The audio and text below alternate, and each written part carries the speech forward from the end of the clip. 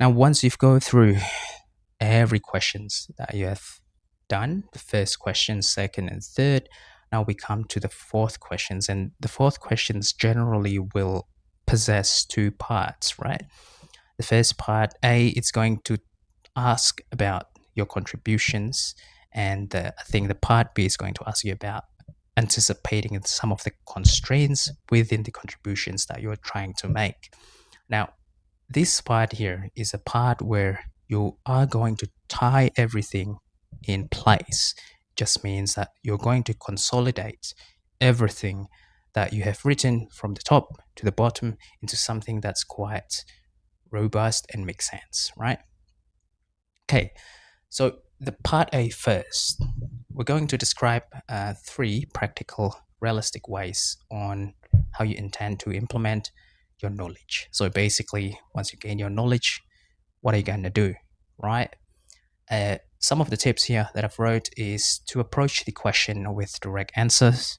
Always good to be quite direct because you have limited character counts, and contextual nuanced answer from candidate is preferable. So what I mean by that is sometimes when we describe problem, it tends to be black and white. But you can describe your problem in a way that is not quite black and white. There's some gray areas on that where you might be able to interact with. So if you can connect these gray areas and how you can circumvent around it, that's also fine. It demonstrates your clarity of thoughts and your problem solving skills at a higher degree, right? So it's not just that if someone does this, I'm going to do this. It's more so of if someone does this, what is the factor that is making this person doing this? How can I make it easier for them but also for me? This kind of thing. Think about some of realistic ways you can solve your contextual problems. So again, I keep saying contextual problems because your context, my context, I'm Javanese. You could be Javanese as well, but you will have totally different contextual problems. So think about something that you actually experience, something that you actually feel to be a gap that needs to be filled. Grandiose plans may not always land well. Some people will have like really big plans, something that's quite ambitious, I would say. Nothing wrong with being ambitious, but if you don't have the resource and if you don't have these connections, realistically speaking, if you don't have the connection already in our context, Indonesia, you don't have the connection, then okay, good luck with that, right? So think about some of the things that you can do with the resource that you already have.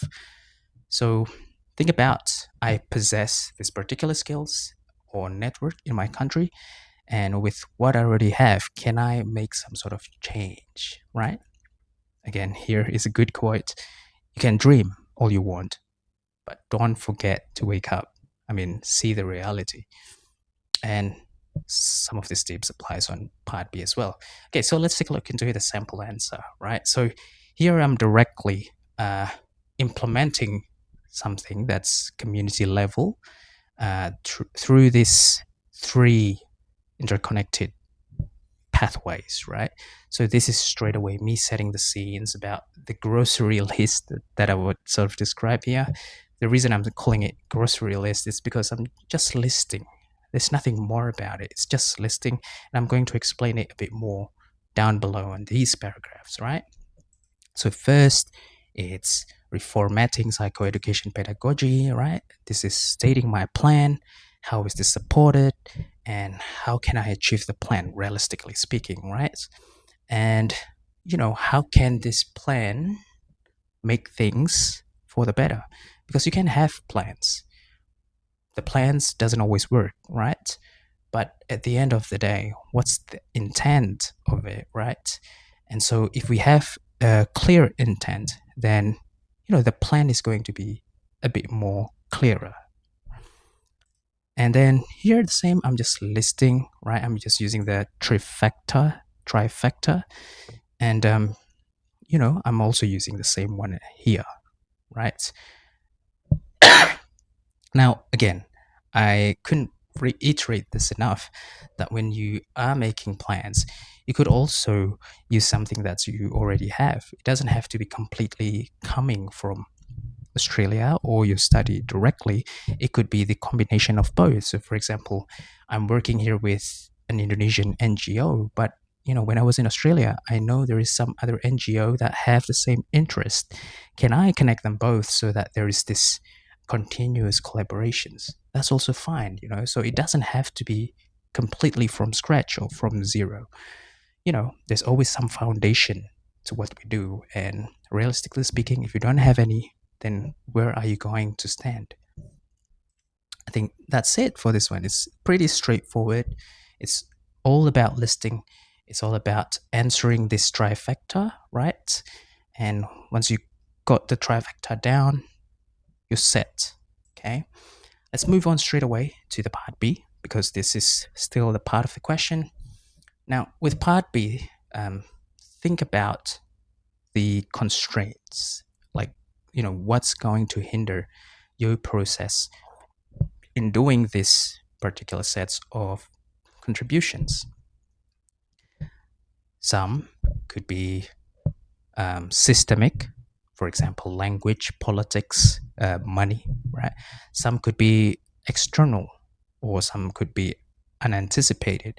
But the goal here is to show your ability to anticipate some of these common problems that's quite deep rooted, perhaps. So, when you approach this, think about some of the realistic plans that you're going to do and do not be afraid to present real constraint. I think many people, when I was doing my mentoring, many candidates are sort of iffy to talk about something that's politically charged in a way, right? Just because the scholarship is about bilateral relationship. But those challenges are real. For example, bureaucracy.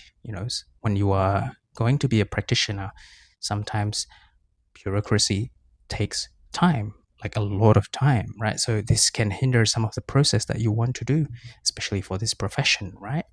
So do not be afraid to present a real constraint. It could be from culture, could be demography.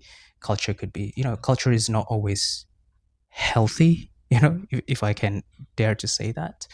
Demography could also be a constraint, belief systems, and approach this with sort of curiosity and try to think about solutions to that, or at least a hypothesized solution. It doesn't have to be a real one.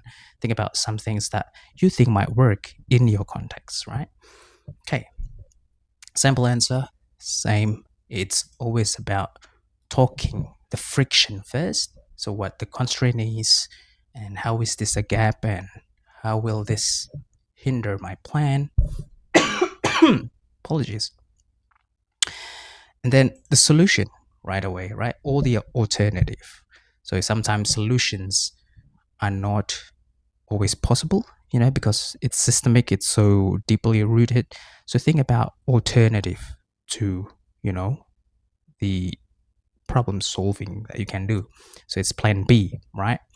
Um, think also about something that's realistic. So here I'm talking about redundant bureaucracy process. It's something that we all know as Indonesians sometimes. And so, think about some of the solutions that you can do using the tools that you already have again and just summarize. Summarizing is just makes it very nice to tie together.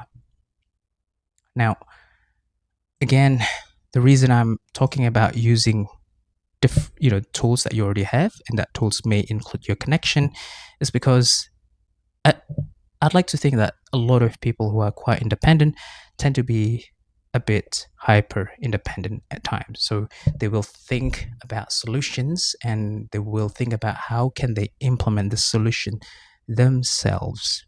Nothing wrong with that. If you can tackle it on your own, amazing. But most of the times when it comes to more larger focus areas, or if you want to help people on a bigger scale, then it will be much more realistic to have someone by your side, right? Whether it's an organization or particular someone.